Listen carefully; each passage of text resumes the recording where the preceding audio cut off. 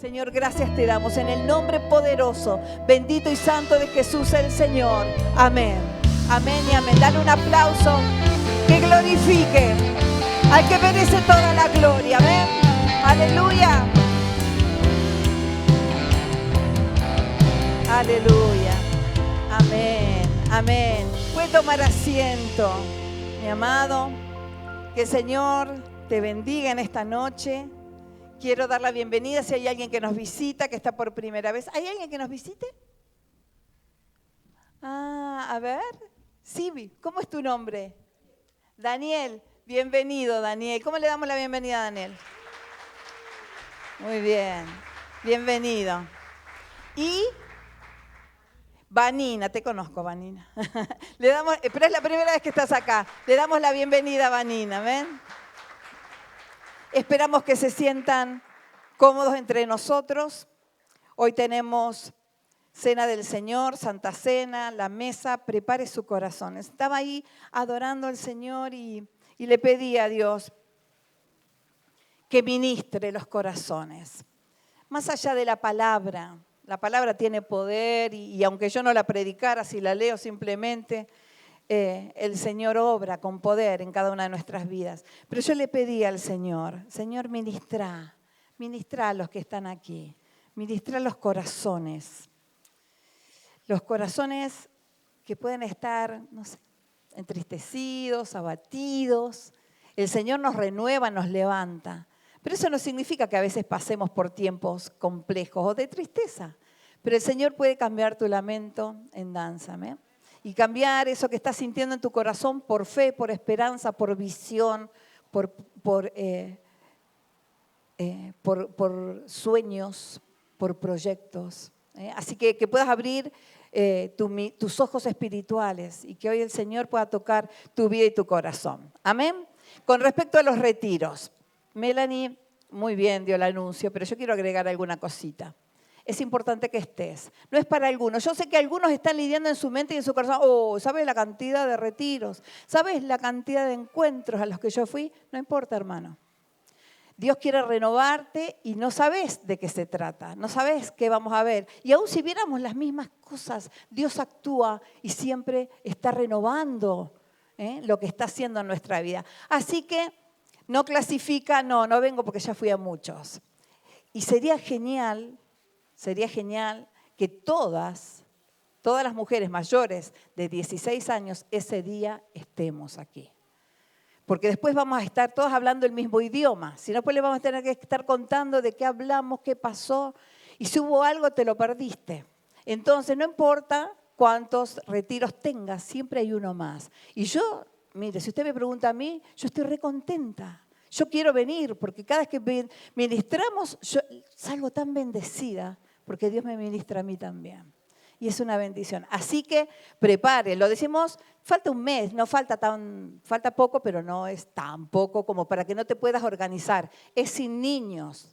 Eso no hay vuelta ahí, pero por ahí con tiempo podés encontrar a alguien que pueda cuidar a tus niños si es que tu esposo trabaja ese día. Pero es domingo, o sea, todo cierra, ¿vio? Sale redondito. Y el otro domingo, el 6, cuando estén los varones, las mamás se quedan con los niños. Y sale perfecto. Así que varones tampoco están excusados porque hayan ido muchos. Ninguno, porque Dios quiere hacer algo nuevo. Y también nos ayuda para que la iglesia tenga un punto de partida y donde todos salgamos desde el mismo lugar. Equilibrar, ¿no? Es la idea que el Señor ponía en mi corazón. Así que no podés faltar. Es sin costo, lo hacemos acá para que nadie tenga el problema de decir, bueno, no puedo ir porque no tengo los medios. Podés venir acá, te queda cerca, es como venir al culto. Y te traes un sanguchito, nada complicado, algo sencillo como para poder estar durante el día. Y de lo demás nos encargamos nosotros. ¿Amén? Así que te espero. Y los adolescentes no desesperen. Ya va a haber para ellos también después. Así que, bueno, hoy voy a leer y voy a leer mucho, pero voy a ser breve, les prometo.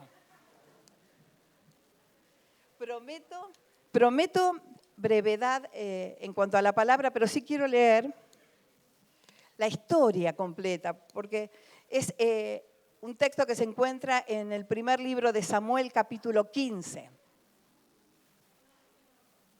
Nueva traducción. Primera de Samuel, capítulo 15. Bueno, no importa, lo tengo yo acá y yo se lo voy a leer, preste atención. Y acuérdese lo que yo le digo siempre, santifique su imaginación.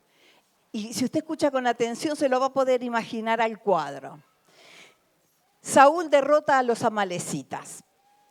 Dice así, cierto día Samuel le dijo a Saúl, fue el Señor quien me dijo que te ungiera como rey de su pueblo Israel. Ahora escucha este mensaje. Esto es lo que el Señor de los ejércitos celestiales ha declarado. He decidido ajustar cuentas con la nación de Amalec por oponerse a Israel cuando salió de Egipto. Ve ahora y destruye por completo a toda la nación amalecita, hombres, mujeres, niños recién nacidos, ganado, ovejas, cabras, camellos y burros. Entonces Saúl movilizó a su ejército en Telaim. Eran 200.000 soldados de Israel y 10.000 hombres de Judá. Después Saúl y su ejército fueron a una ciudad de los amalecitas y se pusieron al acecho en el valle. Saúl envió esta advertencia a los eneos: apártense de donde viven los amalecitas o morirán junto con ellos. Pero ustedes fueron bondadosos con el pueblo de Israel cuando salió de Egipto. Así que los eneos empacaron sus cosas y se fueron. Luego Saúl mató a los amalecitas desde Ávila hasta llegar a Sur, al oriente de Egipto. Capturó a Agag, el rey amalecita, pero destruyó por completo a todos los demás. Saúl y sus hombres le perdonaron la vida a Agag y se quedaron con lo mejor de las ovejas y las cabras, del ganado, de los becerros gordos y de los corderos. De hecho, con todo lo que les atrajo, solo destruyeron lo que no tenía valor o que era de mala calidad. Luego el Señor le dijo a Samuel, lamento haber hecho a Saúl rey, porque no me ha sido leal y se ha negado a obedecer mi mandato. Al oírlo, Samuel se conmovió tanto que clamó al Señor durante toda la noche. Temprano, a la mañana siguiente, Samuel fue a buscar a Saúl. Alguien le dijo, Saúl fue a la ciudad de Carmelo a levantar un monumento en su propio honor. Y después continuó a Gilgal. Cuando por fin Samuel lo encontró, Saúl lo saludó con alegría. Que el Señor te bendiga, le dijo. Llevé a cabo todo el mandato del Señor. Entonces, ¿qué es todo ese balido de ovejas y cabras y ese mugido de ganado que oigo? Le preguntó Samuel.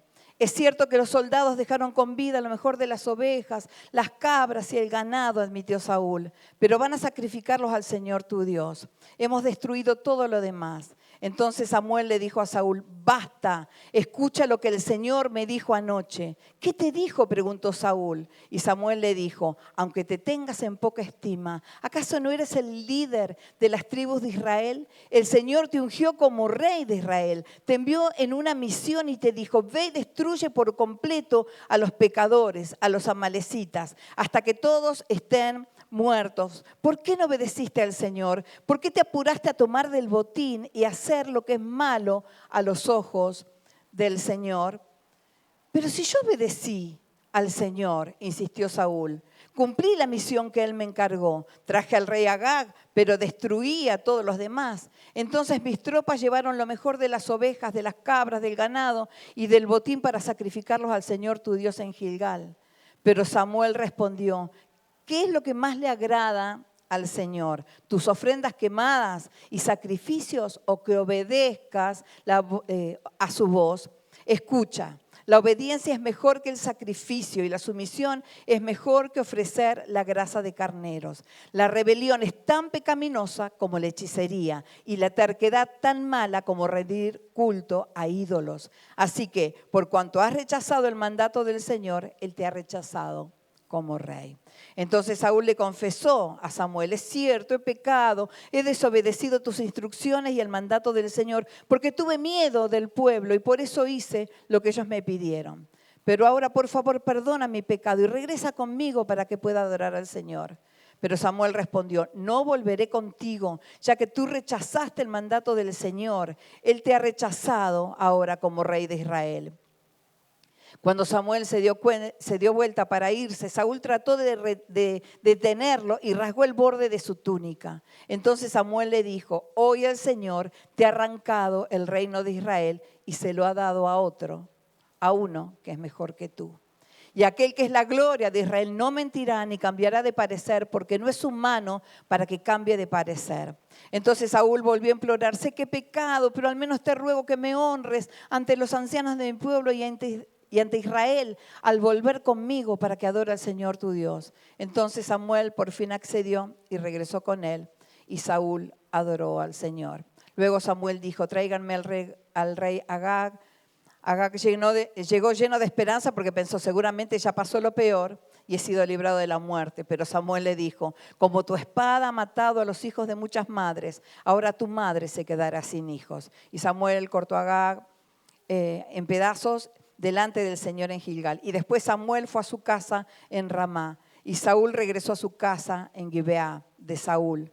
Samuel nunca más volvió a ver a Saúl, pero lloraba por él constantemente.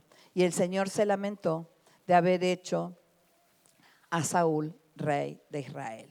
Muchos versículos, pero cuentan una sola historia, la historia de un hombre, la historia del rey Saúl. El rey Saúl fue el primer rey de Israel.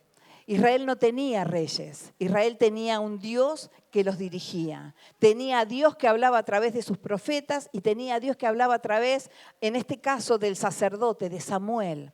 Dios tenía lo mejor para su pueblo, los guió, pero el pueblo quería copiar el modelo del mundo. Y cada vez que un cristiano, que un hijo de Dios quiere copiar un modelo del mundo, erra, peca, cae. Esto es así. Después lo vamos a ver más adelante. Porque ellos tenían al Señor, pero ellos querían: nosotros queremos un rey como todas las demás naciones de la tierra. Y el Señor le explicó: miren que si ustedes buscan un rey van a terminar siendo esclavos de ese rey, van a tomar a sus hijas, a sus hijos, los van a hacer trabajar en el campo. No, pero nosotros queremos un rey como las demás naciones. Y Samuel se dolió, porque Samuel era el que oficiaba de alguna manera, él era el sacerdote y oficiaba como un juez, él era la voz de Dios, porque Dios hablaba a través también de Samuel al pueblo. Y Samuel estaba triste, dice: me desecharon a mí. Y Dios le dijo: no te desecharon a vos, me desecharon a mí, me desecharon a mí. Desecharon al Dios Todopoderoso que los había guiado con amor durante toda la salida desde Egipto hasta la tierra prometida y pusieron a un hombre. Dios escogió, es verdad, Dios escogió a Saúl. Saúl, hijo de Cis, dice la Biblia, que así lo llama, que era de la tribu de Benjamín, la tribu más pequeña de Israel. ¿Cuál era la tribu más pequeña de Israel? Benjamín. Y de allí él toma, dice que Saúl era tremendamente alto, grande, que sobresalía sobre todos, y él lo escogió y lo puso como rey. El tema está en que cuando aquí en el capítulo 15 ya habían transcurrido un tiempo donde Saúl había reinado, y Dios le da una orden directa, una orden, la destrucción total de los amalecitas. Parecía dura la orden, ¿no? Andá y acabá con todo, le dijo, ¿no es cierto? Andá y destruí todo, no dejes. ¿Qué le dijo? ¿Deja algo? No, dijo: no dejes nada. Y uno puede decir: Señor, qué duro lo que vos decís. Pero Dios no hace cualquier cosa, porque Él sabe ser Dios y todo lo que hace lo hace con un para qué, con un propósito. Siempre hay propósito detrás de todo lo que Dios hace, aunque parecía dura la orden. El tema es que los amalecitas eran terroristas. Manejaban el arte de la guerra de una manera maravillosa y su ocupación, su trabajo era atacar a los pueblos, sacarle los bienes, sus posesiones y llevarse esclavo, cautivo, a los que sobrevivían. A eso se dedicaban. Cuando los israelitas, el pueblo de Dios, llega a la tierra prometida, entraron a la tierra prometida, ellos le dieron la bienvenida. Fueron los primeros en atacarlos. Y después esto se volvió prácticamente un hábito. Siempre que tenían oportunidad iban y atacaban a Israel. Quemaban los sembradíos, robaban, se llevaban los bienes. Así que Dios sabía que los israelitas no iban a tener chance si no destruía a todo el reino de Agag, a todos los amalecitas. No tenía otra chance. Dios sabía que era un problema, no iban a tener paz.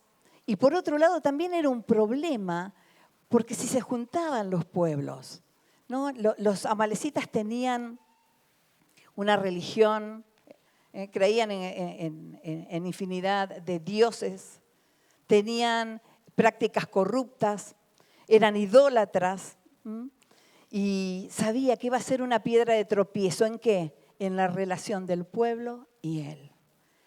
Mientras los amalecitas estuvieran en el medio y el pueblo de Israel permitiera de alguna manera que ellos cada vez fueran y los atacaran, no iban a tener paz. Ahí iban a terminar fusionándose y ahí iba a haber un problema. El Señor lo sabía. Por eso la única forma de proteger el alma y el cuerpo de su pueblo era destruyendo por completo a los amalecitas, a todos sus ídolos, porque adoraban ídolos, y sus posesiones. Dios no le dijo algunas cosas, Dios les dijo todo, ¿no? Destruyan todo. Él sabía por qué. En este sentido, Dios nos habla y nos enseña a ser radicales en cuanto al pecado. No fue, porque él sabía el peligro que corrían con los amalecitas. El de fusionarse, el de copiar, el de relacionarse, el de hacer y volverse a la cultura de ellos. Porque el pueblo de Israel tenía esa inquietud siempre de volverse y de tomar los dioses de los otros pueblos. Y acá el Señor le da una orden y es radical. Exterminen todo, no dejen nada. Para que no exista la tentación de volverse o de permanecer o de estar o de vivir como los amalecitas vivían. Y yo pensaba hoy y decía, hoy no tenemos amalecitas que nos persigan, pero tenemos amalecitas que quieren venir a torcer nuestra voluntad. ¿Quiénes son tus amalecitas? ¿Qué es esa debilidad que hace que tu voluntad se quiebre? ¿Cuál es ese pecado que muchas veces está ahí y que si vos no lo sacás de cuajo, no lo sacás de manera radical, va a seguir perturbando tu vida una y otra vez? ¿Puede ser un vicio? Sí, puede ser. Pero si vos no tomás la determinación de acabar con eso, de tomar las medidas para que eso no vuelva a torturarte, puede ser una relación tóxica, sí puede ser. Puede ser un número, un contacto en tu celular que no tenés que tener, que ya hace tiempo no tendrías que tener y que está la tentación. Es como los amalecitas vivos, en cualquier momento vienen. Y nosotros tenemos que estar en ese sentido, ser radicales en cuanto al pecado. Esto no. Si yo tengo un problema con algún vicio y sé que voy a pasar por un lugar donde van a estar los chicos, los muchachos haciendo cosas que no tienen que hacer y yo soy débil en relación a eso, ¿qué tengo que hacer? Irme para otro lado.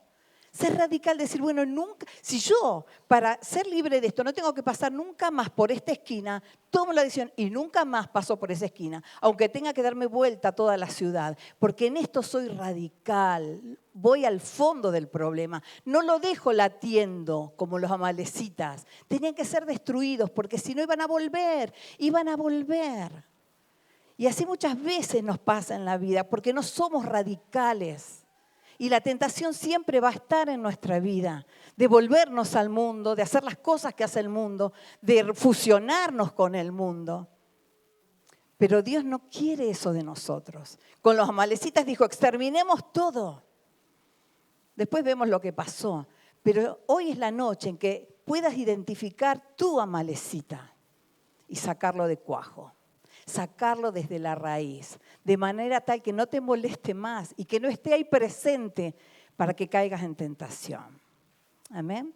Es como ese que quiere dejar de fumar, pero tiene el paquete. Yo conocí a alguien que tenía el paquete de cigarrillos. Le digo, pero si dejaste de fumar, ¿por qué? No, es porque... Y le digo, y si está ahí te vas a tentar.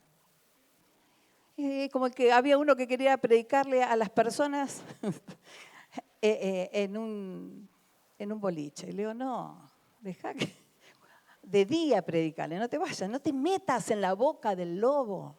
Sé determinado, y en esto hay que ser intencional. Y cada uno sabe qué es lo que tiene que hacer. Tal vez cuando vuelvas a casa digas, bueno, esto no va más.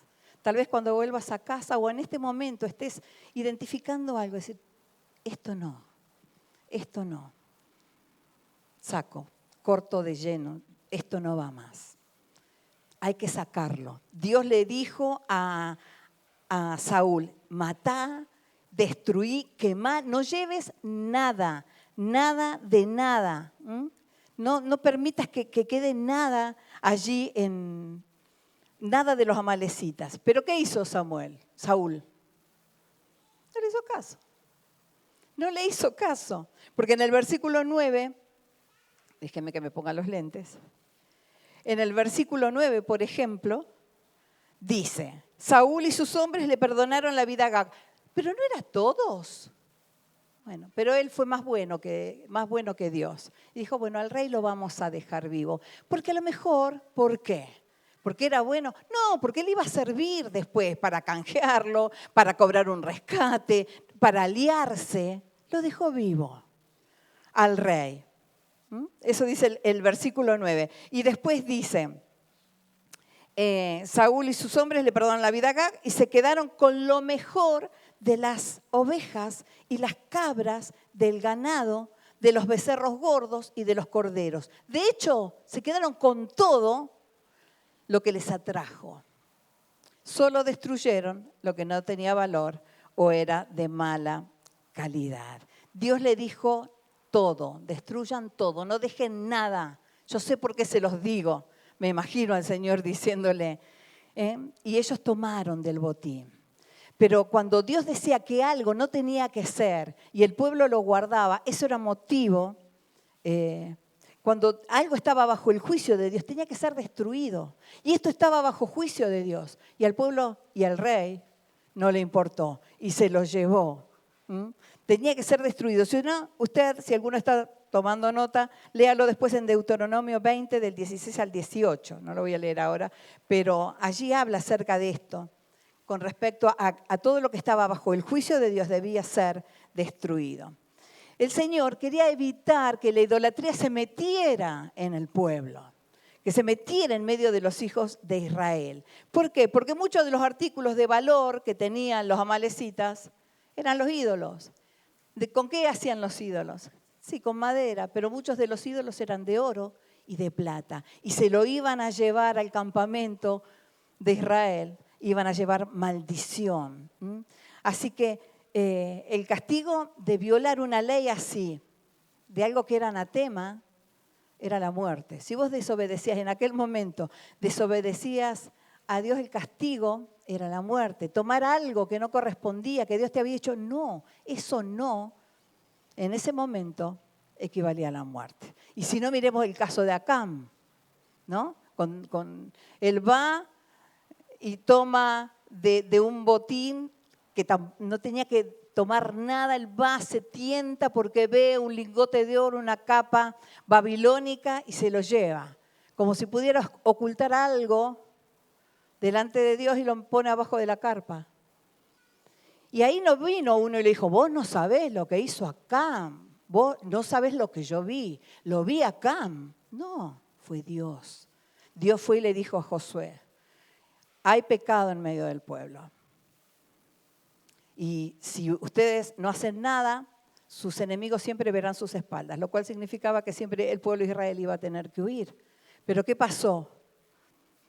Dios acabó con la vida de Acán y de toda su familia. Porque dice que se abrió la tierra debajo de la carpa. Cuando fue descubierto, se abrió la tierra debajo de la carpa de donde ellos estaban y murieron todos. O sea, era algo serio desobedecer a Dios, violar esta ley donde el Señor decía, no tomen, no toquen, no agarren, no se lleven a su casa, no lleven al campamento. Desobedecerlo era motivo de pena, de muerte. No acatar esta orden, ¿saben qué mostraba también? Desprecio para Dios. Cuando Dios dice que no a algo y nosotros hacemos oídos sordos, creyendo, conociéndolo, lo único que hacemos es manifestar desprecio a lo que Dios nos está diciendo, ¿no? Con todo lo bueno que es Dios, con todo lo que Dios quiere darnos, a veces nosotros no queremos, preferimos otra cosa. Y es una pena, ¿no? Cuando vemos y creemos aún que haciendo las cosas a la mitad o más o menos bien, estamos obedeciendo a Dios y lamentablemente la realidad es que estamos desobedeciendo. No existe medio obediente. O sos obediente o sos desobediente. No hay otra forma. Lo correcto es obedecer, pero hacerlo a medias, ¿será obedecer? Hacerlo a mi manera. Vieron que hay mucha gente que trae a Dios a su terreno. Pero ¿en qué sentido lo digo? Que lo hace pequeño a Dios. Entonces ya no tiene a Dios, tiene un Diosito. Bueno, yo opino, yo conozco gente que dice, yo opino. Mire, sobre la palabra de Dios no tiene que opinar. La palabra de Dios se cumple o se rechaza. Cada cosa tendrá su consecuencia. Pero no podemos opinar de lo que Dios ya dijo. No hay posibilidad, no hay posibilidad de hacerlo a nuestra manera. No funciona, como yo les decía al principio, querer copiar modelos del mundo para nuestra vida, para aquellos que tenemos a Dios, trae muerte. Trae, y no digo muerte física solamente, trae muerte espiritual, aunque sigas respirando. ¿Qué le pasó a David cuando quiso traer el arca? El arca se la llevaron los filisteos, el arca del pacto. Se la habían llevado los filisteos, la recobraron. Fue a parar a la casa de Abinadab, más cerca en Israel. ¿Y qué pasó?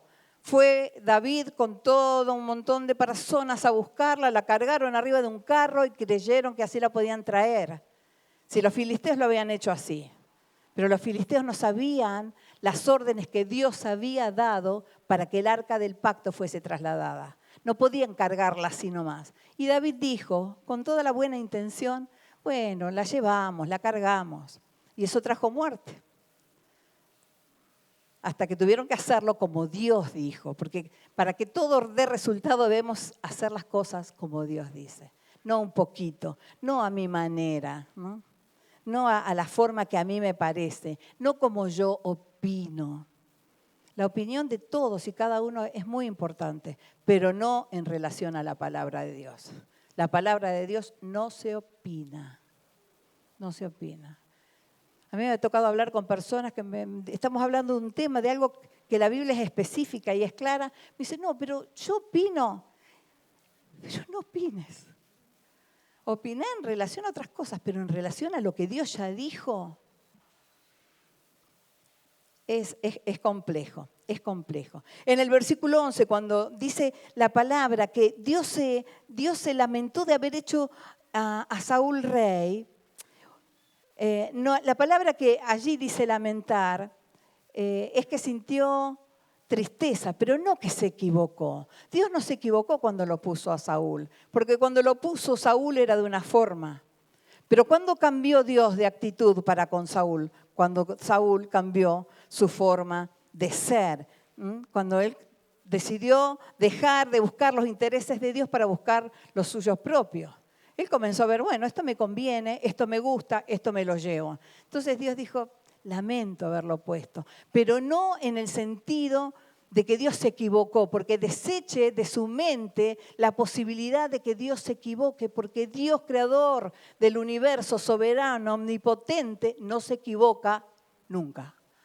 Nunca. No hay nadie que sea infalible aquí, pero Dios es infalible. Dios sabe lo que hace, por qué lo hace, para qué lo hace. No es prueba y error como nosotros, Él es certero. Entonces le dolió porque se dio cuenta verdaderamente que Saúl ya no buscaba los intereses, sus intereses, sino lo suyo propio, ¿no? Hizo lo que a él le parecía. Y en el versículo 12 la sigue embarrando Saúl, porque no era solo eso. Después la sigue embarrando porque, ¿saben qué hace? Se hace un monumento a sí mismo. ¡Wow! No le alcanzó con desobedecer, sino que ahora se hacía un monumento. Y Samuel, el sacerdote, que era quien hablaba de parte de Dios, lo andaba buscando. Y ahí es muy gracioso cuando le dicen, temprano a la mañana siguiente, Samuel fue a buscar a Saúl. alguien le dijo, Saúl fue a la ciudad de Carmelo a levantarse un monumento en su propio honor y después continuó hacia Gilgal. Me imagino la cara de Samuel. ¿No lo viste a Saúl? ¿No saben? Sí, se fue. Se hizo un monumento en honor a sí mismo. Fíjense qué errado que estaba. Ya se había derrapado, se había salido del camino, ya tenía actitudes demasiado egocéntricas. Él era el centro de todo. Y qué diferente Saúl, ¿no? Pensaba, qué diferente Saúl de Moisés, de Josué, que siempre le dieron la gloria a Dios. Este quería la gloria para él. Que nunca algo que hagamos nos lleve a querer quedarnos con la gloria de Dios.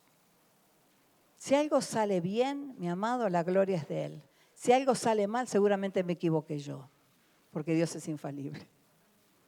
Entonces siempre, te salió bien, te salió rico, tu servicio fue excelente para la gloria de Dios. La motivación de todo lo que hacemos no es agradar a los demás, aunque tiene que ver con eso, porque cuando uno ministra, está ministrando al pueblo, pero siempre, siempre la motivación correcta del corazón es hacerlo para Él, para darle gloria a Él, ¿no? Y así vamos a guardar nuestro corazón, todo nuestro ser, y siempre vamos a estar bien motivados, ¿eh? Siempre, siempre, siempre. Versículos, avanzo, porque si no, versículos 13 y 14. Según la visión, ahí cuando vemos el versículo 13, dice, cuando por fin Samuel lo encontró a Saúl, después de haberlo buscado, después de que hizo todo lo que, el monumento, después que lo encontró, yo me imagino, porque traigámoslo al terreno humano, al hoy. El pobre Samuel buscándolo por todos lados. Una vez que lo encuentra, le miente en la cara. Qué feo que te mientan en la cara. Le dice en el versículo 13, cuando por fin Samuel lo encontró a Saúl, lo saludó con alegría, Saúl, ¿no? Hola, Samuel, le dijo. Lo saludó con alegría. Que el Señor te bendiga, le dijo. Llevé a cabo todo el mandato del Señor. Todo lo que me dijo, yo lo hice. Y yo me imagino a Samuel lo que estaría pensando. Y entonces Samuel lo mira y le dice, ¿qué es todo ese balido de ovejas y cabras, ese rugido de ganado que yo estoy escuchando? Si hiciste lo que Dios te dijo, ¿por qué trajiste todo el botín para acá? ¿Qué son? Mirá, ¿qué son esas cabras tan hermosas, ese ganado? ¿Qué es eso? Y entonces él en el versículo 15 la sigue embarrando y dice, es cierto que los soldados dejaron con vida lo mejor de las ovejas, las cabras y el ganado, admitió Saúl, pero van a sacrificarlos, mirá que son para ofrendarla a Dios. Hemos destruido todo lo demás. Estos versículos nos hablan desde la mirada de Saúl. Se engañaba a sí mismo, porque decía, lo hice todo. Desde su mirada había tenido una gran victoria, pero de la mirada de Dios había sido un gran fracaso. Un gran fracaso. Un gran fracaso, porque había desobedecido. Y no suficiente con eso, después para tapar la desobediencia, mintió. Le quiso mentir a Dios como si a Dios le pudiera mentir, y le quiso mentir a Samuel, al sacerdote, sobre el resultado de la batalla. Así que en vez de hacerse cargo de lo que había hecho, él lo negó, le echó la culpa al pueblo, porque después le dice, no, yo lo tomé porque tuve miedo a los soldados o al pueblo, que que dejara esto o que no tomara el botín. Se mostraba debilidad de carácter, porque la realidad es que cuando uno peca se debe hacer cargo, ¿no es cierto? Y también saber que cada acción trae su consecuencia. Entonces, como cristianos debemos hacernos cargo de nuestros errores, porque cuando queremos taparlos, siempre va a venir algo, vamos a seguir sumándole a la situación. ¿No? Una mentira tras otra mentira. Le pasó a David cuando tomó a Betsabé, que él tendría que haber estado en la guerra y se quedó en el palacio. Mal. Estaba ocioso. Estaba mirando por el balcón y vio por la terraza del palacio y vio a una mujer. Y como él era el rey y le gustó, la tomó. Esa mujer era casada. tienen un hijo, el hijo muere como consecuencia, pero antes él para tapar eso tuvo que mandar a que esa mujer quede viuda. Así que al marido de la mujer lo mandó a la batalla y terminó muriendo una tras de otra para poder cubrir eso que él había hecho mal, ¿no? Así que qué bueno que nos podamos hacer cargo y decir, bueno, hasta acá, basta, sí. Le erré al blanco, pequé, pero me arrepiento y sigo adelante. Y sigo adelante. Un corazón arrepentido delante del Señor. Consecuencias de nuestras acciones siempre. Y esto es bueno que lo sepamos. Es bueno que sepamos que cada acción tiene una reacción. Cada cosa que yo hago tiene una consecuencia. La reacción, ¿vio? Cuando usted tira una pelota, hace la acción, la tira contra el piso, pero hay una reacción. La pelota vuelve, ¿no es cierto? Con respecto al pecado, el pecado es la acción, pero hay consecuencias. A David, ¿qué le pasó? Pasó todo esto, Dios lo perdonó. Él fue sincero. De hecho, que no hubo otro hombre con el corazón que tenía David. Dios lo perdonó, pero las consecuencias de su pecado lo alcanzaron, porque nunca se separó la espada, no solo de él, sino de sus hijos, de sus generaciones. Tremendo, pero bueno, es importante que siempre sepamos que cada cosa trae consecuencias. Versículos 22, así voy avanzando. Allí aparece por primera vez en la Biblia la mención de que la obediencia es mejor que el sacrificio. Dios preferirá que le traigamos, no sé, un regalo hermoso o que seamos obedientes. De acuerdo a lo que dice la Biblia. Que seamos obedientes. La Biblia se encarga de dejarlo claro. Miren, hay un montón de textos. Si alguno está interesado, se lo paso después para no hacerlo tan largo. Pero el Salmo 40, 6 y 8, Salmo 51, 16 y 17, Isaías 1, 11 al 17, Jeremías. Después en Mateo 12, 7, Marcos 12, 33, Hebreos 10. ¿Cuántas veces el Señor se encargó de dejarlo establecido? Muchas veces. Lo cual indica que es importante que nosotros lo tengamos claro. Que tengamos claro que la obediencia es más importante que los sacrificios.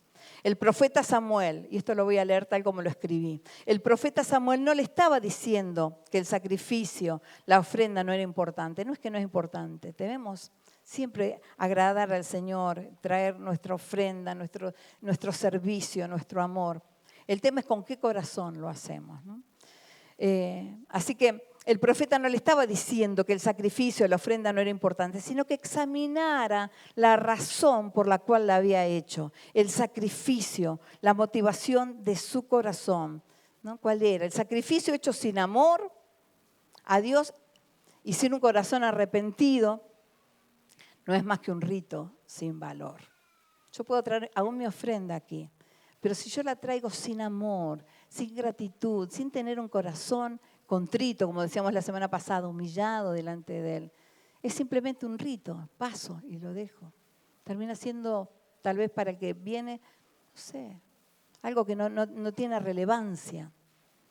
No tiene relevancia. El sacrificio hecho sin amor a Dios y sin un corazón arrepentido no es más que un rito sin valor. Todo lo que hagamos por y para Dios debe ir acompañado de amor y obediencia, porque si no va a carecer de valor.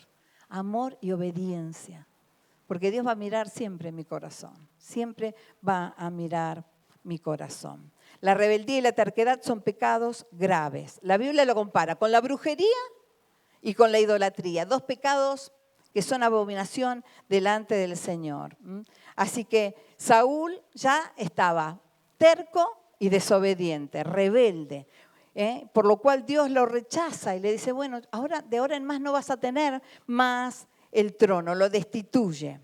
Porque la rebeldía contra Dios y contra su autoridad es un pecado muy grave. Es cerrarle la puerta directamente a Dios. Cuando alguien se rebela contra Dios, lo que está revelando es que la simiente de Satanás todavía está viva en el corazón. La rebelión, siempre mi oración ha sido, Dios mío, líbrame de la rebelión y líbrame de los rebeldes, ¿no? Como pastora también le pido al Señor.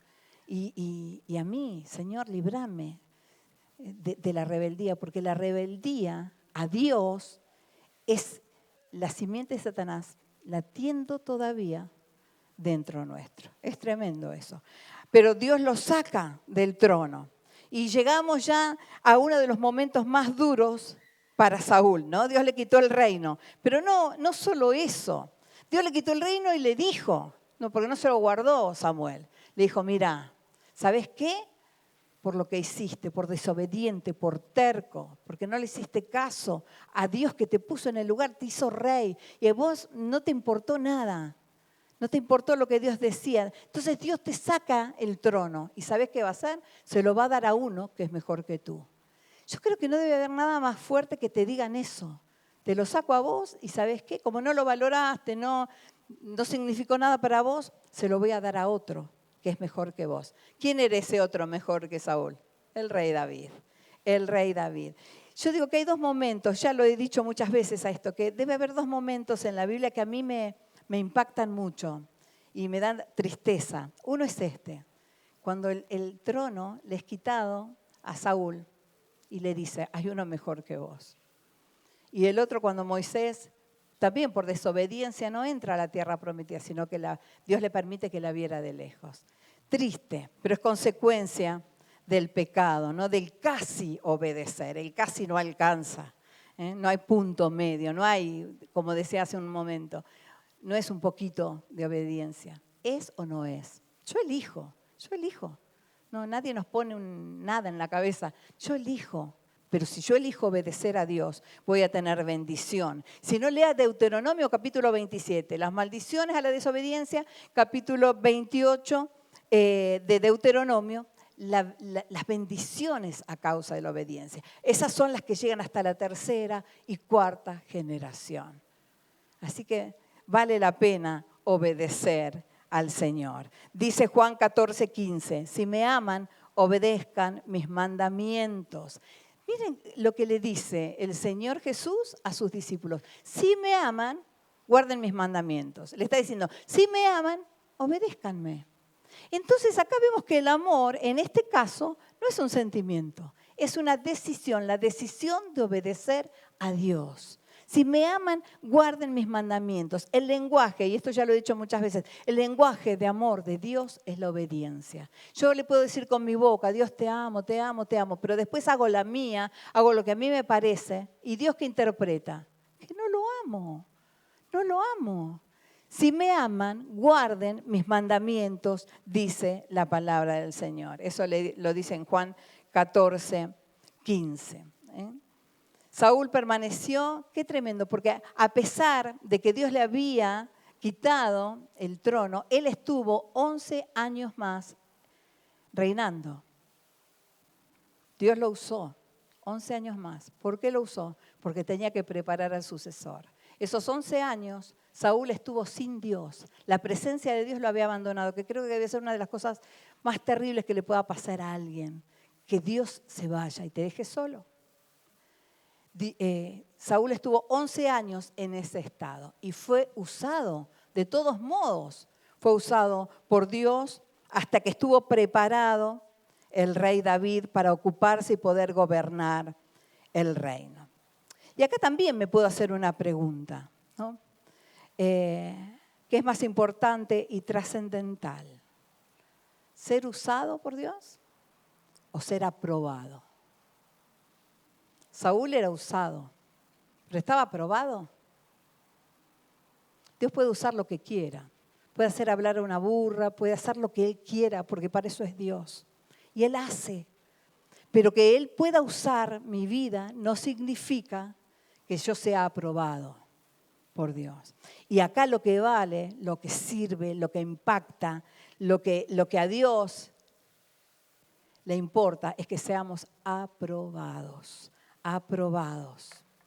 Que Dios me mire y diga, este es mi hijo amado, esta es mi hija amada. No que el caso de Saúl, que Dios ya lo había desechado del trono. Así que, mi amado, no nos jactemos de que Dios pueda usarnos, porque a veces tenemos talentos naturales, talentos, Dios nos da, pero que no nos quedemos con eso, que siempre busquemos la aprobación de ¿quién? De Él. de Él, que Él me mire y diga, sí, te falta un montón, Silvita, sí, no sos perfecta, la verdad que no, y tenés esta debilidad y tenés esta debilidad, pero tenés un buen corazón, un corazón que me ama y que me busca. Aprobada. Eso quiero yo. No sé qué es lo que vos querés, pero ser usado no es determinante. Yo hoy pensaba, todo aprobado definitivamente, todo aprobado por Dios, sí o sí el Señor lo va a usar. Ahora, todo aquel que es usado no siempre está aprobado. Lo que nosotros debemos buscar es ser aprobados, agradar al Señor para poder cumplir su propósito. El Señor dice en Mateo 7:21, no todo el que me llama Señor, Señor, entrará en el reino de los cielos. Y continúa, sino el que hace la voluntad de mi Padre. Así que en esta noche y antes de participar de la mesa del Señor, que podamos pedirle a Dios que nos mire y que nos ayude cada día para ser aprobados por Él, para que podamos obtener todas las bendiciones que vienen a causa de la obediencia. Obedecer a Dios trae bendición. La ecuación continuaría, desobedecer trae otra cosa, pero yo quiero que te enfoques con esto. Obedecer a Dios va a traer bendición a tu vida, a tus hijos, a tus nietos y a los hijos de tus nietos, porque es hasta la tercera y cuarta generación. Vale la pena obedecer al Señor, seguir sus mandatos, esforzarnos. ¿Es fácil? No es fácil. No es tan sencillo, pero Dios ve el corazón, si hay intención por lo menos, si hay deseo de agradarle. No nos quedemos con esto de que Dios puede usarnos, porque de verdad Dios puede usar a quien Él quiera. Pero qué hermoso que Él nos mire y diga, aprobado, aprobada. Que cuando vayamos a su presencia pueda decir, bien buen siervo y fiel. Entra el gozo de tu Señor. Y no que diga, yo no te conozco. Pero si yo, no.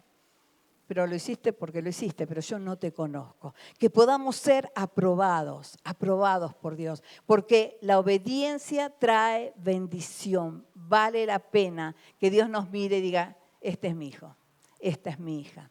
No importa si, mire, el otro día me decía, no, pero va a la iglesia. ¿Y qué tiene que ver que vaya a la iglesia? Ir a la iglesia no es sinónimo de ser aprobado. Nadie es perfecto aquí, todos somos imperfectos y pecadores. Pero aprobado pasa por otro lado. Es mantener ese deseo profundo de agradarle a Él. Y no de dejar de hacer las cosas o hacerlas porque me ven o porque no me ven. Si Él me ve en todo momento y en todo lugar, que yo le pueda agradar, que mi vida le pueda agradar. Imagínese una iglesia de todas personas que le quieren agradar y que tienen todos el tilde, aprobado, aprobado, aprobado. Le falta, pero aprobado. Pero yo me imagino el boletín. Yo me imagino un boletín mío, me voy a poner yo, que diga, bueno, en esto, y va, ahí va, la está peleando, más o menos. Bueno, vamos, en esta. Y que al final, aprobado. Señor, ese es mi deseo. Y una iglesia llena de hombres y mujeres aprobadas por Dios, que van y oran por los enfermos y los enfermos se sanan, que van y predican la palabra y las personas se convierten, que hacen discípulos, que se extienden, que tienen buen testimonio, que la gente quiere tener lo que ellos tienen porque tienen a Cristo, pero se lo ve a Cristo en la vida. A eso debemos ir. Para allá vamos, mi amado. Que todos podamos ser aprobados por Dios. ¿Cuántos quieren esto? Yo lo quiero y yo anhelo que toda la iglesia lo desee juntamente conmigo, que tengamos este sentir. Y termino con esto y pasamos a orar. Concluyo con las palabras de Pablo a Timoteo, en 2 Timoteo 2:15. Pablo le decía a Timoteo, su hijo amado, su hijo de la fe, esfuérzate para poder presentarte delante de Dios y recibir su aprobación. Le dice esfuérzate, lo cual indica un trabajo. No es que uno va, no, nos vamos a tener que esforzar. Pero Pablo le decía así, esfuérzate para poder presentarte delante de Dios y recibir su aprobación. Sé un buen obrero, alguien que no tiene de qué avergonzarse y que explica correctamente la palabra de verdad. Y pensaba que era esto de explicar correctamente la palabra de verdad. Y yo me imaginaba a alguien que decía, bueno, esto es así, pero si no lo entendés, mira mi vida. Qué lindo que así sea, que podamos presentarnos delante del Señor y que encontremos su aprobación. Yo te invito a que te pongas de pie. Vamos a orar.